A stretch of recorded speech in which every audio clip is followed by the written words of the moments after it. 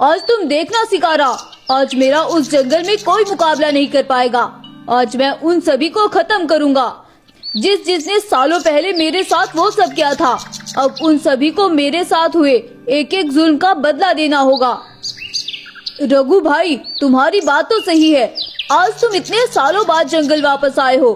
अब ऐसा क्या खास हो गया जो तुम इतने एतमाद से ये सब बोल रहे हो? सालों पहले भी बगदीरा ने तुम्हारे साथ तुम्हारी कमजोरी का फायदा उठाकर ये सब किया था, और आज फिर तुम अपनी मौत के मुंह में अपने आप चल कर आए हो। मैं तो कहता हूँ भाई, तुम वापस चले जाओ। मैंने आज तक इस जंगल के सभी जानवरों में तुम्हारे लिए नफरत देखी है, और आज जब वो तुम्हें इस जंगल में देखेंगे तो बगदीरा तुम्हारे साथ ना जाने क्या करेगा। वो अब कुछ नहीं कर पाएगा।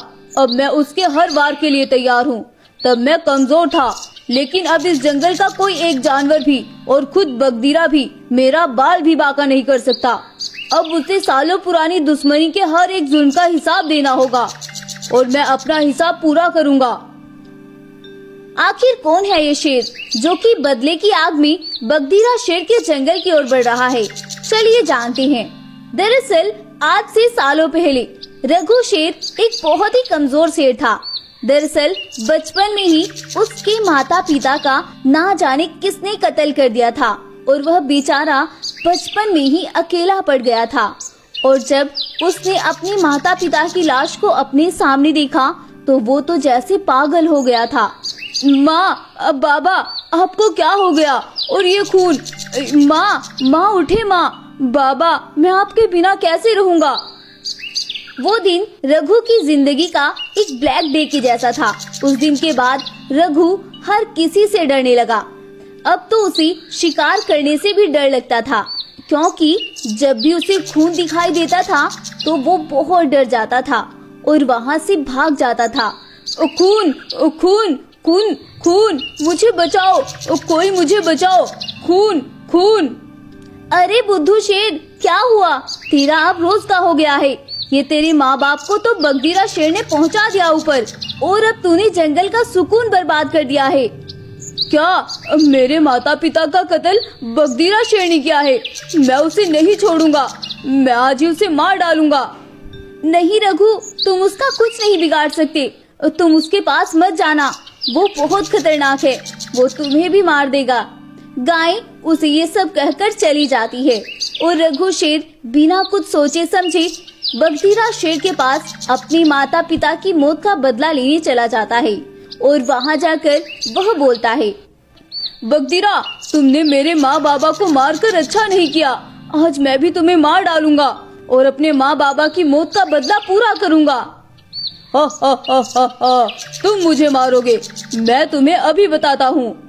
बगदीरा शेर बहुत बेरहम शेर था, और वह रघु को एक पेड़ से लटकाकर खूब मारता है, और सभी जंगलवासी खड़े होकर ये सब तमाशा देखते हैं। रघु अब बिल्कुल अधमरा हो गया था, और जंगल के सभी जानवर भी खड़े होकर सारा तमाशा देख रहे थे, और बगदीरा अपना काम करके वहाँ से चला गया था। इसी बीच वहाँ शिकारा बाग आता है, और जब शिकारा रघु को इस हालत में देखता है तो वह उसे उस भीड़ से निकाल कर लेकर जाता है, और अपनी गुफा में लाकर वह रघु का इलाज करता है। 2-3 दिन बीत जाते हैं, और रघु अब कुछ सेहतमंद होने लगता है, और शिकारा रघु से बोलता है, रघु, तुम्हें ये सब करने की क्या जरूरत थी? क्या तुम नहीं जानते वो जालिम कितना बेरहम है? वो तो आते जाते जानवरों को मार डालता है, और तुमने तो फिर भी जाकर उसके जुल्म को ललकारा था। शुक्र है तुम्हारी जान बच गई, वरना वो तो तुम्हारी जान भी ले सकता था। आज नहीं तो कल मैं उससे बदला जरूर पूरा करूंगा शिकारा, तुम देख लेना। एक दिन मैं अपना बदला जरूर पूरा करूंगा। ओ भाई, तू भूल जा सब कुछ और अपनी जिंदगी में आगे बढ़ जा, वरना वो बगदीरा तुझे जीने नहीं देगा। शिकारा उसे ये सब बोल ही रहा था कि तभी बगदीरा अपने सिपाही लेकर वहाँ पहुँचता है, और वह फिर से रघु को खूब मारते हैं, और अब की बार बगदीरा रघु को जंगल से बाहर फिकवा देता है, और उसे जंगल का रुख न करने के लिए भी चेतावनी देता है। उनके जाने के बाद शिकारा चुपके से रघु के पास आता है, और उसे एक खुफिया जगह पर ले जाकर उसका इलाज करता है। अब शिकारा हर रोज सुबह रघु के पास जाता है और शाम होने से पहले वह अपनी जंगल वापस आ जाता है, क्योंकि उसे डर था कि कहीं बगदीरा को कुछ पता न चल जाए और वो उसे भी न मार डाले। रघु भी अब कुछ ठीक होने लगा था और वह कुछ जंगल में भी घूमने लगा था। दिन बीतते हैं और रघु अब थोड़ा बड़ा हो जाता है। इसी बीच जब शिकारा रघु को छोड़कर जंगल वापस चला जाता है तो रघु जंगल में निकलता है और इधर उधर टहलने लगता है। तभी उसकी नजर एक पेड़ के नीचे से आती हुई एक रोशनी पर जाती है। जब रघु उस रोशनी के पास जाता है तो वहाँ एक जादुई ताज रखा हुआ था, जो कि हर एक सेकंड में अपना रंग बदल रहा था।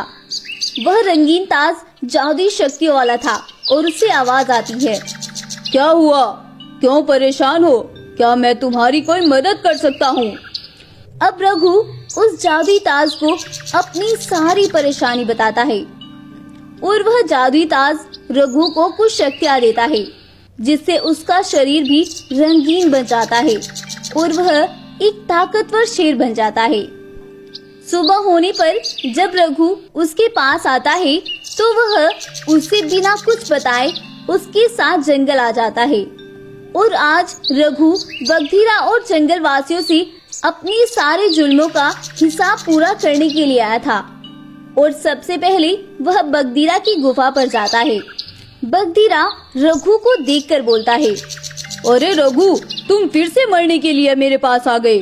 उस दिन तो मैंने तुम्हें जिंदा छोड़ दिया था, शायद आज मैं खुद को ना रोक पाऊँ, इसीलिए मैं कहता हूँ चुपचाप यहाँ से चले जाओ, वरना ऐसा न हो मैं फिर से तुम्हें जंगल के बीच में लटका कर मारूं।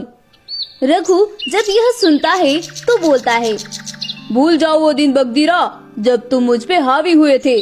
आज ऐसा नहीं होगा और आज मैं तुम्हें पूरे जंगल के सामने खत्म करूंगा और तुम्हारी लाश को जंगल के बीच में लटकाऊंगा, जिससे जंगल वासियों को भी पता चले कि किसी की कमजोरी का मजाक बनाने का क्या सिला होता है। अब रघु अपना रूप बदलता है और बगधीरा पर हमला कर देता है। रघु का यह रूप देखकर शिकारा और बगधीरा हैरान हो जाते हैं और रघु देखते ही देखते बगधीरा को जान से मार डालता है और अब वह उसकी लाश को ले जाकर जंगल के बीचों बीच लटका देता है और सभी जंगल वासियों के सामने ऐलान करता है, कुछ दिनों पहले तुम जंगल वासियों ने मेरा ऐसा ही तमाशा बनाया था और आज देखो मैंने इस बगधीरा का क्या हशर किया है। और उस दिन जंगल के किसी भी जानवर ने मेरा साथ नहीं दिया था, जबकि मैं अपने हक पर था और ये बगधीरा मेरा मुजरिम था। लेकिन देखो कुदरत ने मेरा साथ दिया और मुझे इतनी ताकत दी कि मैं इसका मुकाबला कर सकूं। अगर उस दिन जंगल के किसी जानवर ने मेरा साथ दिया होता तो मैं इसे उसी दिन मौत के घाट उतार देता। मैं चाहूँ तो मैं तुम सबको खत्म कर सकता हूँ, लेकिन मैं ऐसा नहीं करूँगा। मेरा मुजरिम बगधीरा था और मैंने उसे मार दिया और जाओ तुम्हें माफ किया। यह सब बोलकर रघु और शिकारा वापस आते हैं और अब रघु शिकारा को सारी बात बताता है। शिकारा ये सब सुनकर बहुत खुश होता है। अगली सुबह होती है और जंगल के सभी जानवर रघु से माफी मांगने उसकी गुफा पर आते हैं। सभी जानवर एक साथ रघु से माफी मांगते हैं और उसे जंगल का राजा बनने का बोलते हैं। अब रघु सभी जंगल वासियों को माफ कर देता है और जंगल की राजगद्दी को संभालकर जंगल में खुशी खुशी रहने लगता है। इस कहानी से हमें सीख मिलती है, हमें कभी किसी की कमजोरी का मजाक नहीं बनाना चाहिए, वरना कुदरत बहुत बड़ी है जो कि एक पल में कुछ भी बदल सकती है। तो गाइस, आपको ये कहानी कैसी लगी हमें कमेंट करके जरूर बताएं और अगर आपको स्टोरी पसंद आई है तो प्लीज इस वीडियो को लाइक करें, शेयर करें और हमारे चैनल को भी सब्सक्राइब कर लें। Thank you.